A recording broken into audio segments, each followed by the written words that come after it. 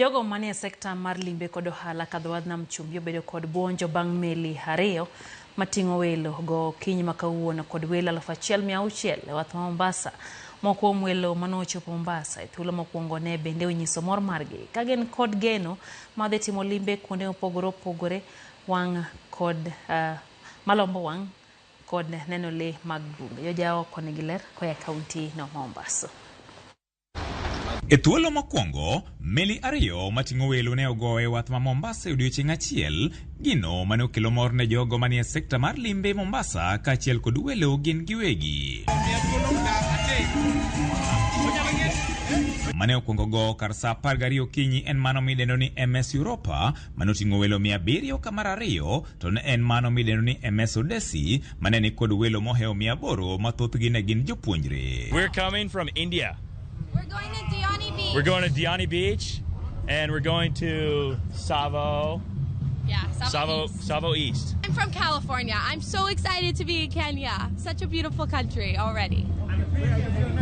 We are heading to Diani Beach. And we're late. And we're late. We gotta go. We're late. And our students were so excited to be able to not only go on various safaris, but they're going to engage with various community organizations in our field programs and our field classes. We are the biggest floating university in the world.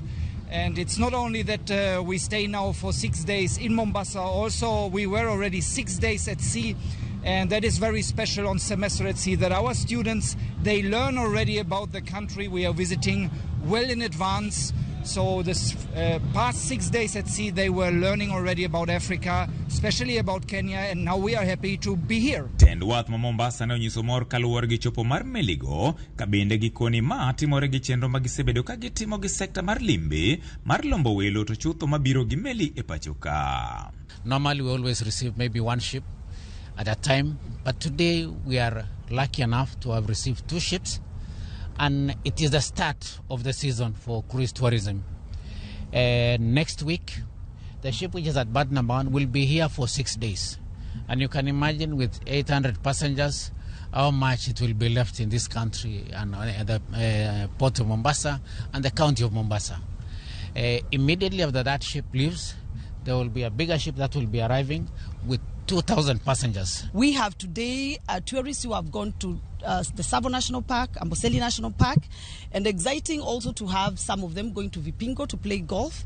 So we look forward to more endorsements about having more ship dock here. We know that this is money that remains with the community. Meli moting'o jopuonjre mabende idendo ni mbalariany maleo e wi pi biro bedo e pacho ka e thuolo mar juma achiel, ka meli machielo to biro wuok e odhiambo ma kawuono ni kochomo piny Seychelles. Hata saa hii kwa zile mahoteli ziko hapa, they are fully booked because our tourists wote wakikuja hapa wote wanataka kutembea hapa, wanataka kwenda kwa game reserves. Today we have more or less everyone heading for some of your national parks to look at the wildlife, etc. And I don't think there are that many left here in Mombasa town, as a matter of fact. But it's a beautiful town. It's always nice to be back. So thank you for the nice welcome. Okay, goodbye. Nice meeting you. George Aoko, Ramogi TV, Mombasa.